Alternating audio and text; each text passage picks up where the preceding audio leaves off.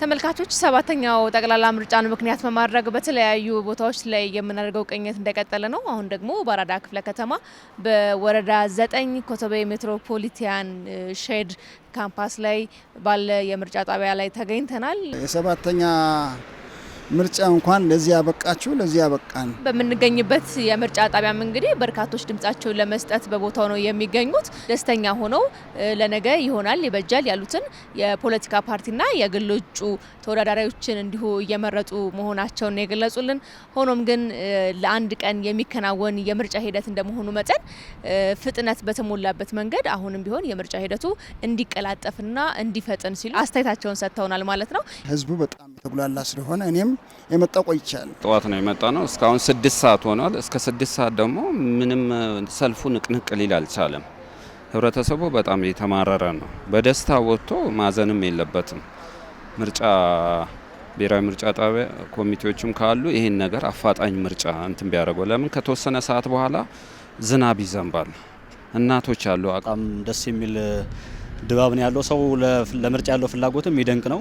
ግን አሁን ያየው ችግር ምንድነው? አንደኛ ፍጥነት በጣም ያንሳል። አሁን 3 ቀን 4 ቀን ቢሆን ችግር የለውም። ያው ቀስ ብሎ ሰውም ተመልሶ መጥቶም ሊመርጥ ይችላል። ቀኑ ደግሞ እስከ 12 ሰዓት ነው። ይሄ ደግሞ ታሳቢ ተደርጎ አሁንም ባለው መንገድ ፍጥነት ቢጨምር ጥሩ ነው ብዬ ነው ማሰብ። ምናልባት ከሲስተም ጋር ተያይዞ ያሉ ነገሮች እውነት ነው ኔትወርክ ሊያስቸግር ይችላል።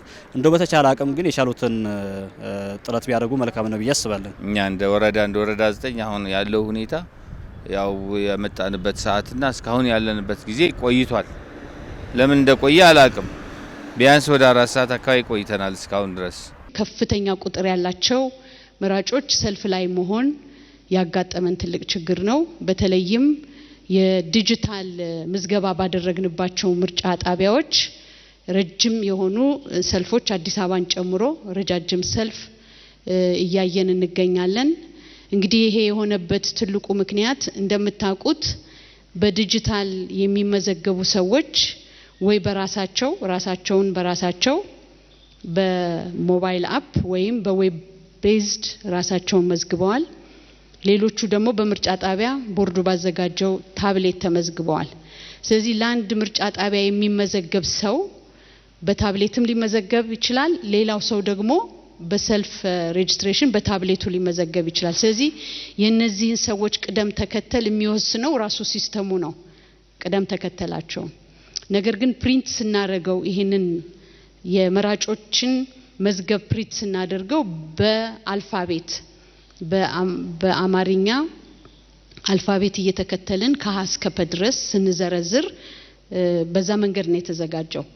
ነገር ግን እንደ ማኑዋሉ ምዝገባ እያንዳንዱ መዝገብ አስቀድሞ የተሰጠው የገጽ ቁጥር የለውም በሲስተም ስንመዘግብ። ምክንያቱም ሲስተሙ ተራ ቁጥር ይሰጣል።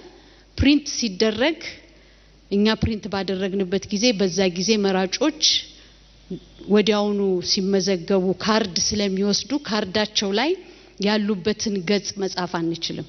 በማኑዋል ከሆነ ግን ማኑዋል መዝገቡ ላይ ቁጥር ስላለው የገጽ ቁጥር ስላለው አንድ ተመዝጋቢ ሲመጣ በገጽ ቁጥር 17 ተመዝግበሃል ይላል ካርዱ። ለዲጂታሉ ግን እንደገለጽኩት ሲስተሙ ከመዘገበ በኋላ ካርድ ሲሰጣቸው ገጽ ቁጥር ስለማይኖረው ፕሪንት ሲደረግ የገጽ ቁጥሩን ማግኘት አይችሉም ተመዝጋቢዎች ማለት ነው። ስለዚህ አሁን ይህንን ችግር አይተን ከስር መስመር ላይ ሰልፍ ላይ ያሉትን ሰዎች የተመዝጋቢዎችን ዳታ ይዘን እያጠሩ ስንተኛው ገጽ ላይ እንደሆኑ በካርዳቸው ጀርባ ላይ እየጻፉ የሚሰጡ ለማስተናገድ በፈጣን እንቅስቃሴ መሄድ የሚቻልበትን መንገድ እያመቻቸን ነው። በዚህ አጋጣሚ በዚህ ችግር ብዙ ረጅም ሰዓት ሰልፍ ላይ የቆሙትን መራጮች ይቅርታ መጠየቅ ፈልጋለሁ። በፍጥነት እየፈታን ለመሄድ እንሞክራለን ማለት ነው።